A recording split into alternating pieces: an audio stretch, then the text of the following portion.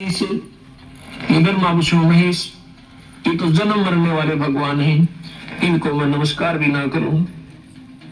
ठीक है, इनकी जितनी शक्ति है इनका लाभ अवश्य लेंगे, पर ये हमारे पूज्य नहीं हो सकते और दुश्मन भी नहीं हो सकते, क्योंकि हम तो कीड़ी को भी दुख नहीं दे सकते, हम किसी की निंदा नहीं कर सकते, हम तो तुच्छ जीव जानकर अपने आप को यहाँ पर अपना, जैसे हम जो श्रोम नाम देते हैं, हम ये प्राथमिक पढ़ाई कराते हैं जिसमें ब्रह्मा विष्णु महेश, माता शेरावाली और अपने कबीर भगवान की एक सामूहिक भक्ति देते हैं। तो यहाँ असमंजस में पड़ जाते होगे आप लोग। कहते हैं कबीर साहब तो कहते हैं एक ही साधे सब सदे, सब साधे सब जाए। तो एक ही साधना तो नहीं बनी, 5-6 दे दिया आपने तो मंत्र हमें। यहाँ आपने सोचना होगा थोड़ा, जैसे जो पतिव्रता पति से राती आन पुरुष नहीं भावे, जैसे पतिव्रता होती है पत्नी, उसमें उस सामूहिक परिवार में जेठ भी होता है, जेठानी भी होती है, देवर भी होता है, देवरानी भी होती है, और अन्य ननद भी होती है। उनका सबका आदर करती है, उनको प्यार से बोलती है, उनका जितना, जैसे जेठ को पति पिता के समान आदर देती है, देवर को अपने पुत्र के समान या भाई के समान आदर देती है, ननद छोटी को अपनी पुत्री के समान आदर देती है और बड़ी को अपनी बहन के समान आदर देती है। लेकिन जो आदर पति को देती है, जो उसका समर्पण पति में है, उनमें नहीं हो सकता, न देवर में हो सकता, न जेठ में हो सकता। लेकिन उनके दुश्मन भी नहीं बनना है, फिर वो पति भरता भी नहीं होती जो एक दूसरे से राग द्वेष लड़ाई झगड़ा रखे। तो हम ये 5 जो मंत्र आपको प्राथमिक देते हैं, ये ऐसे है, ये हमारे परिवार है, ब्रह्मा विष्णु महेश कोई नहीं, ये हमारे इस 3 लोक के राजा हैं। हम इनके नियम के अंतर्गत रह रहे हैं, इनका हमने टैक्स देना है। ये प्राथमिक जो पढ़ाई मैं आपको देता हूँ, ये ऋण मुक्त होंगे इस मंत्र पर। यहाँ की सुविधा उपलब्ध होंगी, यहाँ का आपको पूरा लाभ मिलेगा। पर हमारी जो हृदय में जगह अपने इष्ट में रहेगी, जैसे पत्नी की अपने पति में होती है, जब वो घर से अलग होती है, जब उनको न्यारा कर दिया जाता है, भिन्न होते हैं, परिवार से अलग हो जाते हैं, वो फिर अपने पति के साथ चली जाती है। देवर जेठ जेठानी उसकी कोई श्रद्धा नहीं होती। ऐसे हम यहाँ से जब जाएंगे, हमारा ब्रह्मा विष्णु महेश से कोई लगाव नहीं होगा। हम अपने कबीर भगवान के चरणों में ही अपने पति रूप में उसको स्वीकार करके जाएंगे। हम उसकी आत्मा है। वैसे तो सारी आत्माएं ब्रह्मा विष्णु महेश भी उसी की है, पर ये काल के सरदार बन गए, इसलिए अड़ सरदार कोई बन जाओ, कोई भगवान से दूर, कोई भी प्रभुता पालो छोटी मोटी, कोई सरपंच बन गया, आश्रम का महंत बन गया या प्रधानमंत्री मुख्यमंत्री बन गया, वो भगवान से दूर हो जाता, उसमें मान बढ़ाई आ जाती। अरे जीव की सबसे बड़ी दुश्मन है, ये नहीं आनी चाहिए। भगवान का और मान का बिल्कुल खड़ा एक्सीडेंट है। अभिमान नहीं चाहिए हमें, ना मान चाहिए। हम तो नौकर हैं इस दाता के, आपके सेवक है सबके। हमारी ड्यूटी है लादी, हम अपनी ड्यूटी ये कर रहे हैं। आपकी ड्यूटी है बर्तन साफ करने की, दरी बिछाने की, आप भी नौकर हो, हम भी सेवक हैं दाता की। अपने अपने कर्म बांट रखे, अभिमान नहीं चलेगा। अभिमान रावण का नहीं चला, जिसके पास सर्व संपन्नता थी, वो भी अभिमान नहीं चला सके। अभिमान नहीं चलेगा, किसी का भी नहीं चलेगा, चाहे यहाँ पर अरबपति है, चाहे करोड़पति, चाहे कितना सिमरन करता, चाहे दान करता है। अगर अभिमान कर दिया तो निष्फल है उसका किया क्या, सब खत्म हो जाता है। आगे बताते हैं, आपकी बात बड़ी करते हैं सतगुरु, क्योंकि नादान लोग नहीं मानते कि कबीर साहब ने पुल बनवाया था। आपकी बात बड़ी कर देते हैं। आपने उनको भगवान क्यों माना? क्योंकि उन्होंने पुल बांध दिया समुद्र पे। यहाँ कहते हैं कबीर समुद्र पाट लंका गए, सीता को भरता रे, अगस्त ऋषि उसे पी गया, भाई इनमें कौन करता रे। आप इसी बात से भगवान की संज्ञा में लिया रामचंद्र जी को, कि उन्होंने पुल बांध दिया पर पानी पे, और अगस्त ऋषि इन 7 समुद्रों को एक ही घूंट में पी गए थे, फिर इनमें भगवान कौन हुआ? ये सोचने की बातें हैं। सतगुरु कहाँ बोल रहे हैं, ये हमें विचार करना पड़ेगा, और तब हम स्थिति हमारी मन की जो है नॉर्मल बनेगी, तब हम भक्ति करने के योग्य बनेंगे। अभी तो हम सुने सुनाए जिसने जैसा कह दिया, अपना अंधा ढूंढ लगे हुए, तो इससे कोई लाभ नहीं जुटा। आगे बताते हैं, गिरवर धारो कृष्ण जी द्रोणागिरी हनुमंत। गोवर्धन तो उठाया भगवान कृष्ण ने, इसलिए उनको भगवान माने कि उन्होंने पहाड़ उठा दिया। और कहते द्रोणागिरी हनुमंत, हनुमान जी ने द्रोणागिरी पहाड़ उठाया। और कहते शेष नाग सारी सृष्टि उठा रहा, इनमें कौन भगवंत। अगर आप ये पहाड़ के ठाल लेने मात्र से उनको भगवान की संज्ञा में लेते हो, भगवान कृष्ण को, तो हनुमान जी ने पहाड़ उठाया द्रोणागिरी, उन्होंने गोवर्धन उठाया था। और तुम्हारे शास्त्र कहते हैं, नादान शास्त्र वो अल्पज्ञ लोग हैं जो कहते हैं कि शेष नाग के ऊपर सारी पृथ्वी धरी है, सारा ब्रह्मांड रखा है। गरीबदास जी महाराज जो कबीर साहब के जो के तो मार्गदर्शक रहे हैं, कहते हैं कूर्म ऊपर शेष है, शेष शीश पर धौल, दौल धरतरी ले रहा या पड़ी ज्ञान की रोल। क्या बताते हैं ये अनजान लोग शास्त्रों वाले, कहते हैं नीचे एक कछुआ है, कछुआ कूर्म, उसके ऊपर कहते हैं एक शेष नाग पर है, और शेष के सिर पे एक बैल खड़ा है। बैल के कहते हैं 1.5 सींग है। जब ये पृथ्वी में भूकंप आता था ना, कहते हैं वो अपने सींग को चेंज करता है बैल, और तब ये कंपन आती है, भूकंप आता है। उसका 1.5 सींग है, एक छोटा एक बड़ा बैल का, उस पे रखता है तो कहते भूकंप आता है। और ये सारी ऐसे पृथ्वी रोक रखी है। बंदी छोड़ कहते हैं ये तुम्हारी भूल भुलैया है, अल्प ज्ञान है आपका, ये सही बात नहीं है। कहते हैं गरीबदास जी, कूर्म किसके आसरे वो कौन शरण है शेष, कि बटक बीज विस्तार है कोई समझे ज्ञान नरेश। तो कूर्म किस चीज पे है भाई, कूर्म से शुरू कर दिया तुमने कि कूर्म के ऊपर शेषनाग, शेषनाग के ऊपर एक बैल, बैल पर या सॉरी ब्रह्मांड रखा। वो कूर्म किस चीज पर टिका हुआ भाई, वो भी तो बता दो। अर्थात ये कोई ज्ञान क्यों नहीं तुम्हें, ये क्या है। सदगुरु आगे जवाब देते हैं, ये बटक बीज विस्तार है कोई समझे ज्ञान नरेश, यानी पूर्ण ज्ञानी ही इसका आपको मार्गदर्शन कर सकता है, आपको बता सकता है वो क्या है। ये गलत भी नहीं है शास्त्र, पर समझन की कमी नहीं। धर्मदासियों ने पूछा है सतगुरु क्या ये वेद और कतेब गलत है, झूठ है? अगर नहीं, वेद कतेब झूठे ना भाई, और नहीं समझे झूठे है भाई। जिनको समझे नहीं वो झूठे, उनको सही ज्ञान नहीं था।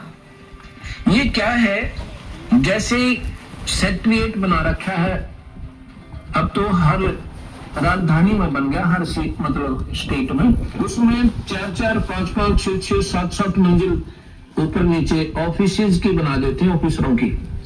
ऐसे उस मंजिल में कोई गांव का व्यक्ति जाता है, उसने कोई कार्य है, उसको कहते हैं ये सेक्रेटरी से दस्तखत करवा के लाओ, नीचे जाओ। सेक्रेटरी कहता है ये दस्तखत मेरे नीचे जाओ, उससे कराओ, मेरे पीए से। और पीए कहता है नीचे तहसीलदार से करा के लाओ।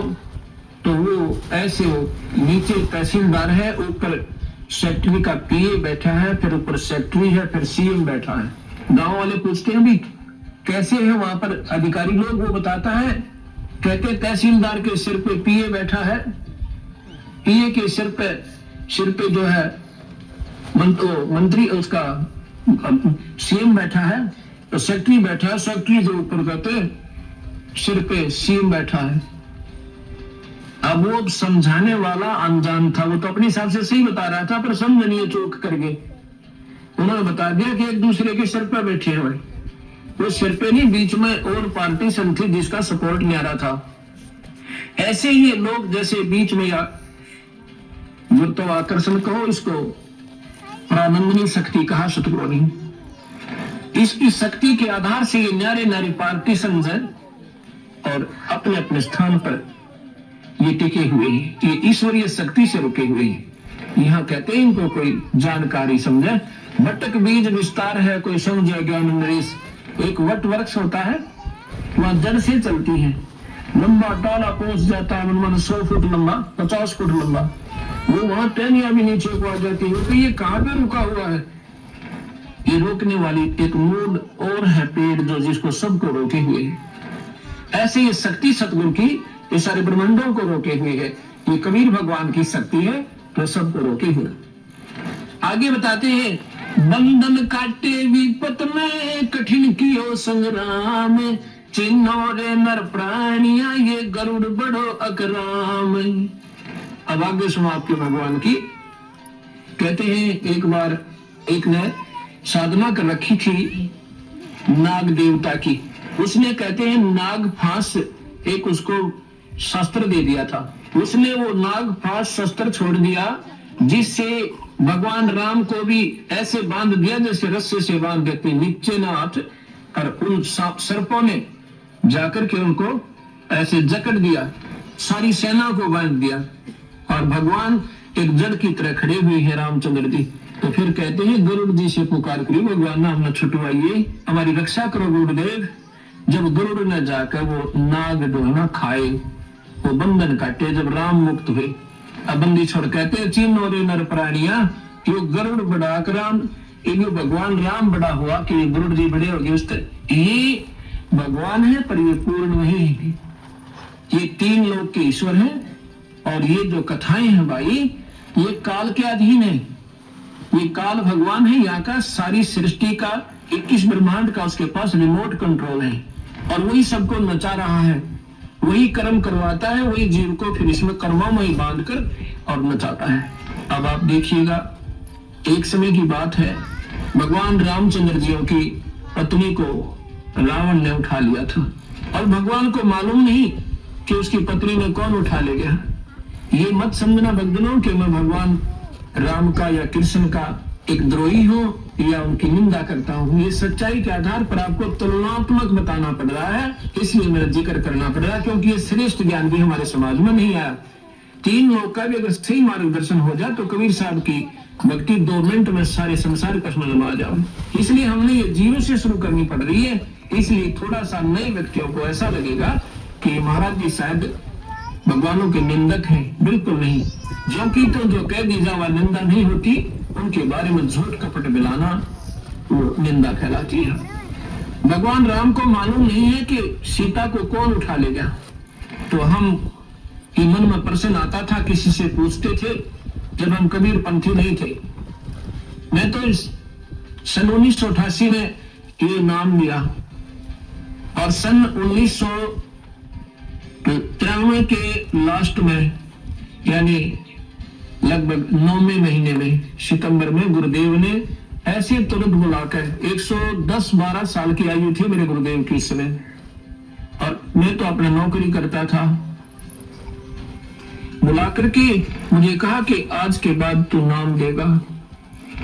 मेरे सिर पे हाथ धर गया, मेरा पसीना आ गया सारे शरीर में कि मैं 2 कौड़ी का जीव और इतने पवित्र परमात्मा की मैं कैसे महिमा गा पाऊंगा। तो मैं उनकी आंखों से तरफ देख रहा हूं, वो भी जान गए कि ऐसा है, ऐसा महसूस कर रहे हैं। कहता मैं तेरे साथ रहूंगा, घबराइए मत ना, और सतगुरु की शक्ति आपके सिर पर रहेगी। जब मुझे थोड़ा सा हौसला हुआ, उसके बाद ये मैंने सन 1994 से प्रचार शुरू किया। उसके 94, 95, 96, 97, 98, 99, 2000 और 2001 हो गया। अब ये 7-7.5 वर्ष में 1.5 लाख नई कबीरपंथी संगत हरियाणा जैसे राज्य में, 1.5 लाख 7 वर्ष में। क्योंकि आज कोई नादान नहीं है दुनिया, सब समझते हैं 2 रोटी खाते हैं, और शास्त्र सबके पास उपलब्ध है, उनको पढ़ के देखो। ये मत समझना कि मैं शास्त्रों का बोझ मरता हूँ, इनको उठाए फिरता हूँ, नहीं।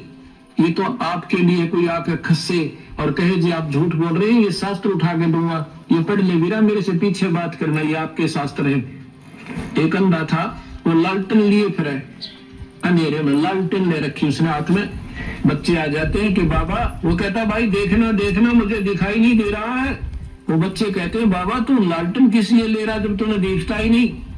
कहता है आप आंखों वालों के लिए कहीं मेरे में टक्कर ना मार दो तुम। ये लालटेन इसलिए ले रखा है तो आंखों वालों के लिए कहीं मेरे में टक्कर ना आ मारो। ये लालटेन रखी है मैंने, कोई मेरे से ना खसे, इनको पढ़ो, अपनी चांदना हो जाएगा अपने आप। तो प्रसंग जो चल रहा था, भगवान राम जो है हाहाकार मचा रहे हैं, पक्षियों से पशुओं से पूछ रहे हैं मेरी सीता देखी, मेरी सीता देखी। तो हम क्या करते थे, किसी से पूछते थे कि भगवान होकर के ये क्यों रो रहे थे, और क्या उनको मालूम नहीं था कि सीता कहाँ गई। फिर भगवान कैसे, मन में क्या नहीं करते कैसे थे, क्योंकि हम डरते थे कहीं पाप ना लग जाए। लेकिन शंका आती थी कि ऐसे कैसे, क्या भगवान को तो मालूम तो होगा। तो जो हमारा मार्गदर्शक होता था वो कहता नहीं, वो तो लीला कर रहे थे, यहां लाकर छोड़ देते कि वो तो लीला कर रहे थे। हम स्वीकार कर लेते थे कि लीला कर रहे थे, किस लिए कि 33 करोड़ देवता रावण ने बंद कर रखे थे अपनी कैद में। जिन देवताओं की आप पूजा करते हैं उनको तो रावण ने बांध कर कैद में डाल रखा था, और इन ऐसाओं की तुम पूजा करते हो भक्तजनों, कि बहन बेटियां भाई, क्योंकि हमारी पूजा ही ढंग की नहीं है तो हम पाएंगे क्या। नास्तिक होता जाए समाज, भगवान का गुण मिलता नहीं, क्योंकि हमारी वे ऑफ वर्शिप ठीक नहीं है, हमारी पूजा की विधि ठीक नहीं है। अब यहाँ अब सतगुरु के ज्ञान की रोशनी में अब हमें दिखाई देने लगा सही कि वो लीला नहीं कर रहे थे, उनको ज्ञान ही नहीं था। लीला किस लिए करते थे कि 33 करोड़ देवता उसने छुटवानी थी भगवान ने, ये तो मान लेते भी लीला कर दी, सीता उठा ली, माता को उठाया, फिर लीला की आवश्यकता कहाँ रहेगी। बहाना बन गया था, जाते गर्दन दबोच देता जा करके। अगर बहाना ही बनाना था तो इतना बहुत था। फिर सीता कौन है, जैसे किसी की भैंस गुम हो जा या बकरी गुम हो जाए, उसको ढूंढने कोई पूर्व दिशा में, कोई उत्तर दिशा में, कोई दक्षिण दिशा में, और किसी ने पा जा, कोई मुझे वहां मिल गई। ऐसे हीट एंड ट्रायल मेथड से सीता ढूंढी गई। हनुमान जी छलांग लगा के समुद्र पार कर गए, वहां सीता को ढूंढा और खोज के जब राम जी को बताया। ये लीला नहीं थी, ये तो मजबूरी थी, उन्हें ज्ञान ही नहीं था। इतना समय नहीं लगाते लीला में, पत्नी को तो और उठा ले जा, वहां लीला करता रहे पीछे से भगवान, या कोई भी पति वो भगवान ऐसा है कि क्योंकि इस काल के हाथ में रिमोट कंट्रोल है, जो 1000 भुजा का भगवान है, ये ब्रह्मा विष्णु में केवल 4 भुजा के, और कबीर साहब असंख्य भुजा के, बिना गिनती के। 4 भुजा का प्रतीक समझो, 4 हॉर्स पावर, ये 4 हॉर्स पावर के समझो। इनकी माता है वो 8 हॉर्स पावर की है, उसकी 8 भुजा है। इनके पिता हैं 1000 हॉर्स पावर के, समझ लो। एक कंपेरेटिव एग्जाम देता हूँ आपको, एग्जाम्पल देता हूँ। और कबीर साहब पावर हाउस समझो, वो थर्मल प्लांट जहाँ से बिजली मैन्युफैक्चर होती है, बनती है। असंख्य भुजा उस मालिक के, जहाँ से सारी शक्तियां बाहर आती है। दर्शकों, संत रामपाल जी महाराज के इस अनमोल उपदेश के अंश मात्र से हिंदू धर्म में श्रेष्ठ माने जाने वाले देवताओं की सामर्थ्य शक्ति की जानकारी प्राप्त हुई कि ये कितने समर्थ है, जबकि कबीर परमेश्वर सर्वशक्तिमान है। अब आइए वीडियो के इसी कड़ी में आगे बढ़ते हैं। अब ब्रह्मा विष्णु महेश हमारे कोई दुश्मन नहीं है। कई कहते हैं कि आपके गुरु जी तो ब्रह्मा विष्णु महेश की को छुड़वाते हैं। ब्रह्मा विष्णु महेश को हम छुड़वा सकते हैं? हम कोई बालक है? अब जैसे ऊर्ध्व मूलम अधः शाखम, ऊपर को जड़ वाला, नीचे को तीनों गुण रूपी शाखा वाला, उल्टा लटका हुआ संसार रूपी वृक्ष है। अब इस